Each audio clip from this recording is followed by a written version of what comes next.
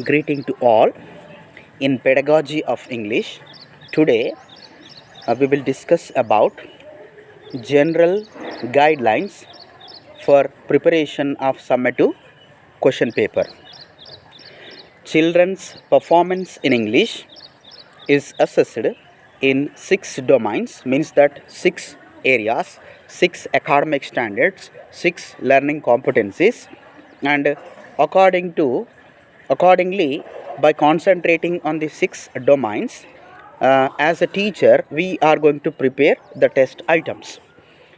So here we have a 6 dimensions. So in that, first one, listening and speaking; second one, reading comprehension; third one, conventions of writing; fourth one, vocabulary; fifth one, grammar; and sixth one, creative expression. So creative expressions means it is also going to be called as a discourses, and discourses are going to be in the form of both in a oral manner and also in a written manner. So here we will discuss each and every domain in a one by one in a clear manner. So in that, first domain, listening and speaking, but so this first domain is completely oral. So this domain is purely oral. Awarding the grades under this domain should be based on the performance of the children. It does not mean that the assessment is based on the performance on a single day or a week, but over a period of time of the assessment. So already you know that this domain is completely oral. So here when we are going to award the grades under this domain, so here our concentration is on performance of the children in this domain. But it doesn't mean that, so here we are going to do the assessment based on the performance of the child in a single day or a week. So here, while we are going to do the assessment, so we are going to take certain period of time. Next, while awarding grades under this domain means listening and speaking domain, so here following areas should be considered. So in that, first one, children's responses to the questions during the teaching learning program. These may be in words, phrases, sentences. In teaching learning process, while you are teaching inside the classroom, you are going to ask number of questions.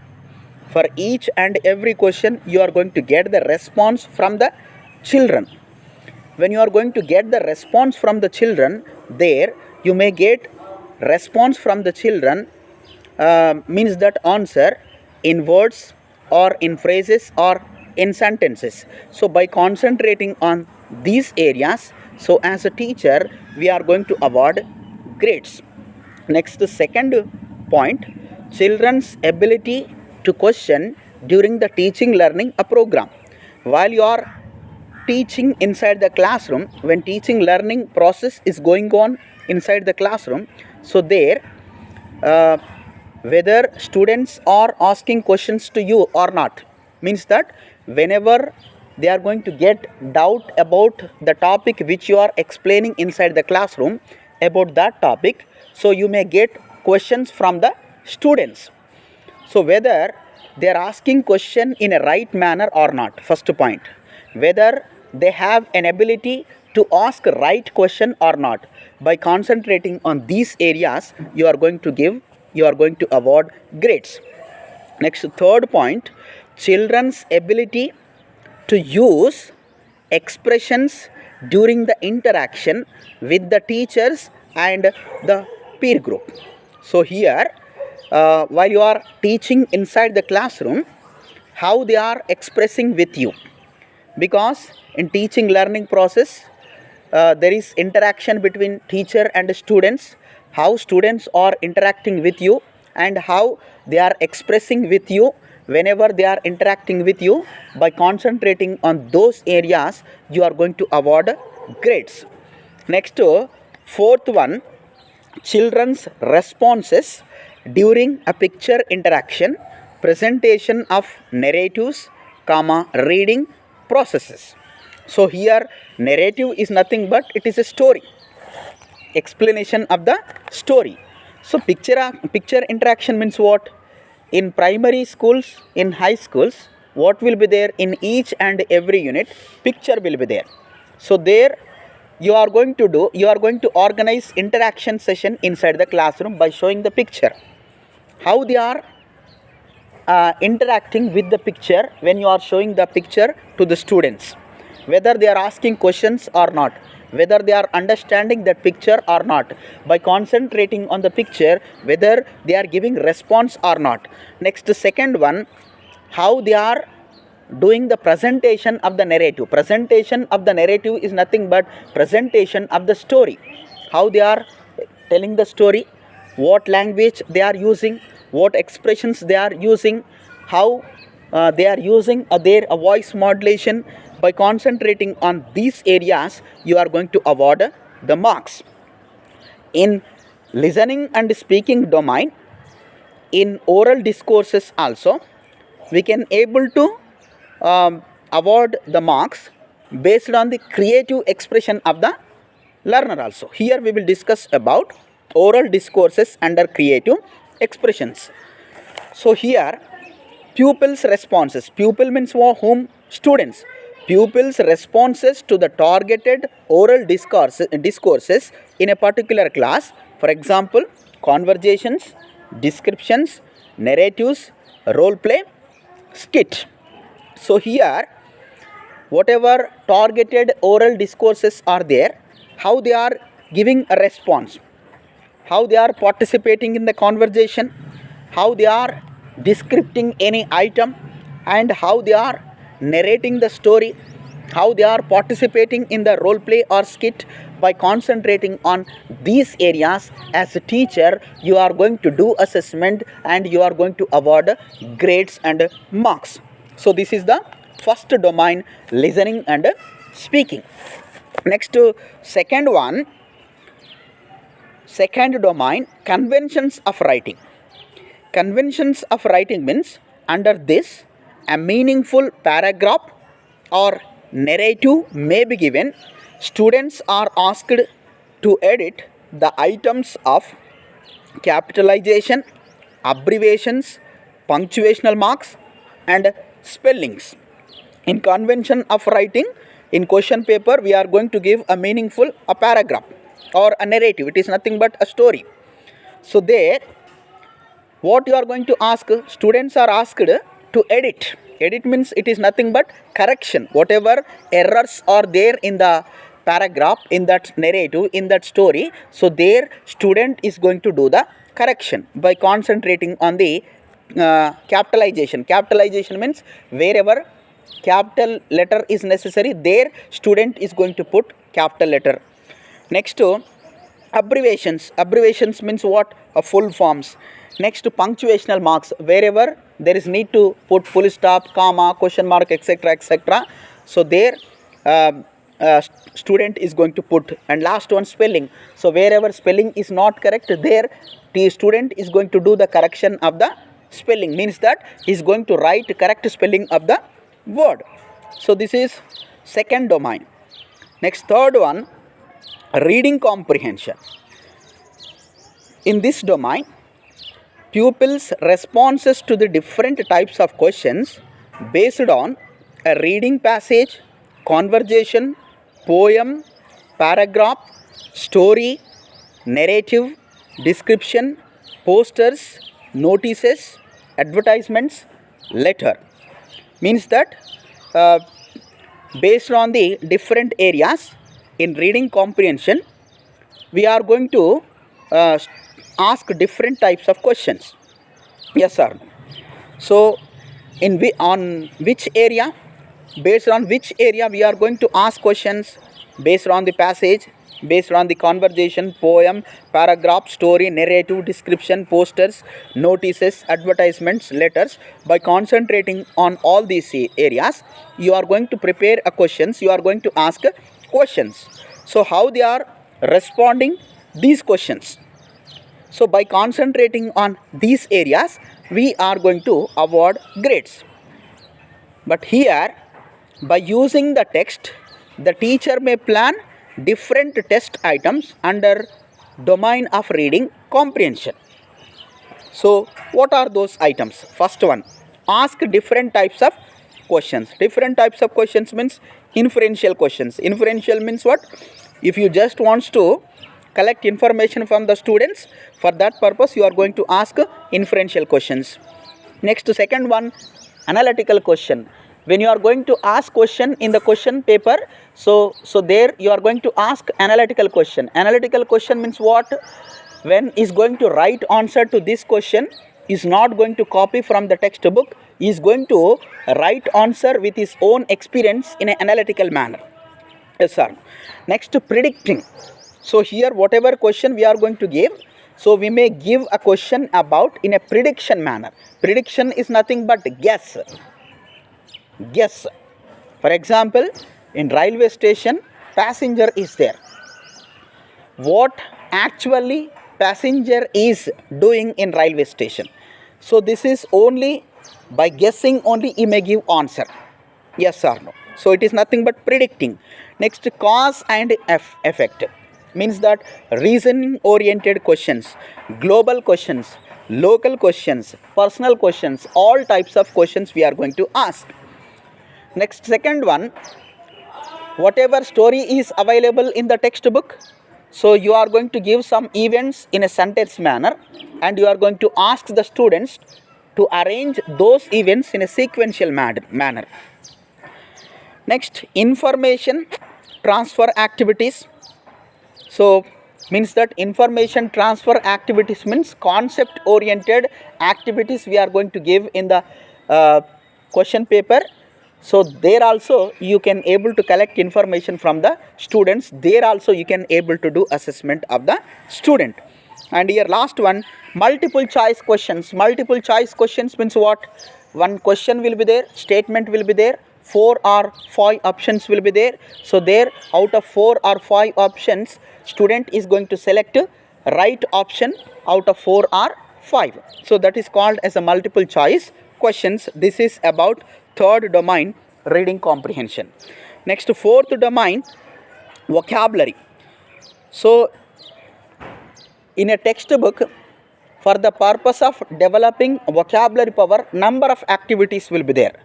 By concentrating on those areas in question paper also, by concentrating on this domain, by concentrating on development of vocabulary power of the children, so there here in the question paper there is need to give a different activities.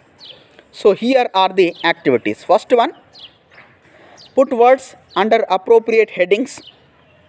Put words under appropriate headings means that one story will be given, there teacher is going to ask the students to put heading to that story.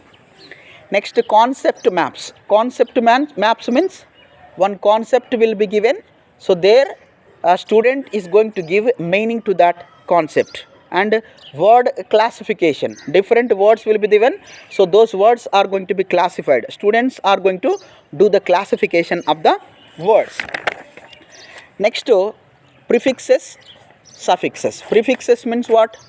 Adding letters to the word, before word, after word, starting word, ending word. If you are going to add letters to starting letters, then it is called as a prefix. When you are going to add letters to end, letters or words to end area, then it is going to be called as suffixes. Next, to synonyms, antonyms. Synonyms words what? Same words. Antonyms words, different words or opposite words. Singulars, plurals means that singular already you know, plurals already you know. He words, she words. Next, abbreviations. Abbreviations, for example, NCERT, National Council for Educational Research and Training, like that. Next, short forms and also any other items discussed in the textbook. These all are going to come under in the domain of vocabulary. Next, domain fifth, grammar. It is also going to be called as editing. So here a meaningful paragraph or a passage may be given with some grammar mistakes in it. Pupils shall be asked to make necessary corrections. Questions on grammar points covered in the textbook contextually. Avoid asking any discrete questions. So here in grammar domain, we are going to give a passage or paragraph, but that passage or paragraph is going to have some grammatical mistakes. So there what student is going to do, so wherever grammatical errors or mistakes are there, so there student is going to do the correction of the mistake or correction of the error. So here at primary level, so there is need to give a grammar in a contextual manner, in a picture manner, so that students can able to correct the grammar mistakes in an easy manner. Whereas at high school, whatever grammatical items you are going to give in the form of different areas, you are going to give a grammatical items, then you are going to ask the students to rewrite that sentence by using right grammatical structure. So this is fifth domain. Next to sixth domain, creative expressions. Already I told you, creative expressions are going to be both in a oral manner and also written manner. It is nothing but oral discourse, written discourse. The oral part should not be included in the written test. You are not going to include in the written test oral part. For this oral part, children performance should be assessed based on the classroom performance in oral discourses during the assessment period. Whenever, so here when you are going to prepare the question paper, so please concentrate on this area. When you are going to prepare the written test, there is no need to include oral part in written test. For the purpose of assessment of the oral part, what you are going to do? You are going to assess the child based on the performance of the child in classroom whenever you are going to do assessment inside the classroom.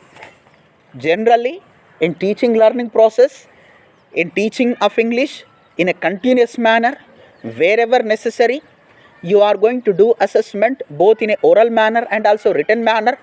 Whenever you are going to do the assessment of the learner in a oral manner, so there you are going to assess the performance of the child in a oral discourse, so there you are going to award marks. Next, under written discourses, in creative expression domain itself only, under written discourses, a reading text may be given in the form of narrative, story, description, dialogue, poem, passage, etc. The students are expected to write the targeted discourses. The text should be related to the themes given in the textbook. So in under written discourses, what you are going to do?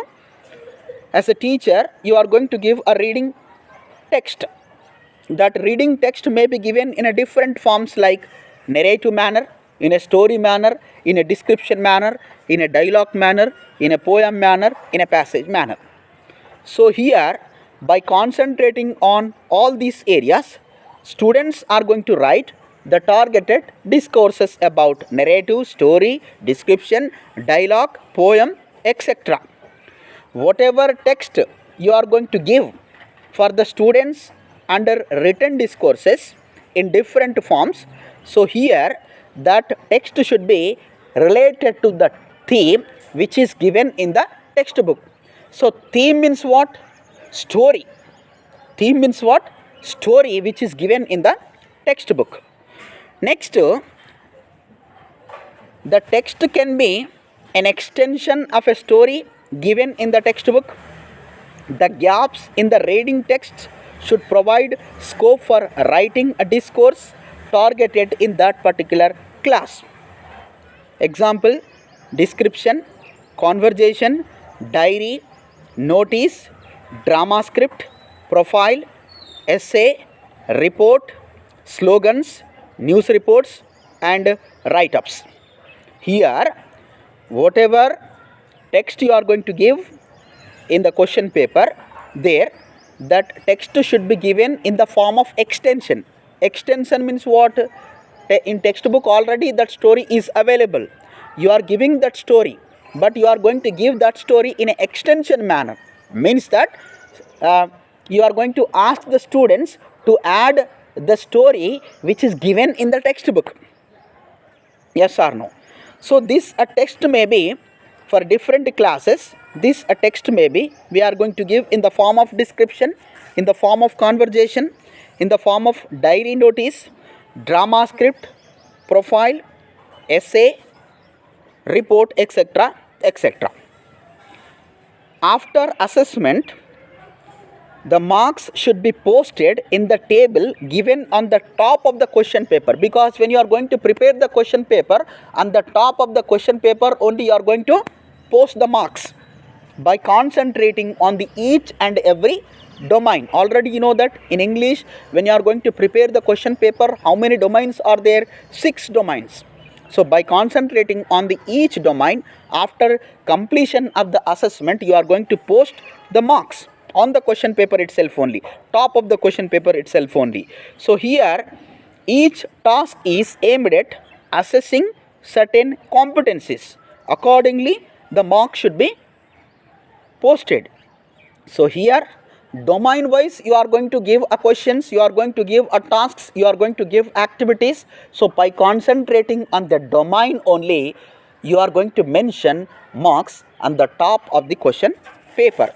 So these all are the 6 domains for the purpose of preparation of the question paper. So before going to prepare a question paper, as a trainee students, we need to know what are the 6 domains to prepare the question paper and what areas we are going to consider under these 6 domains, and how we should ask questions under these 6 domains, both in a oral manner and also in a written manner. Thank you.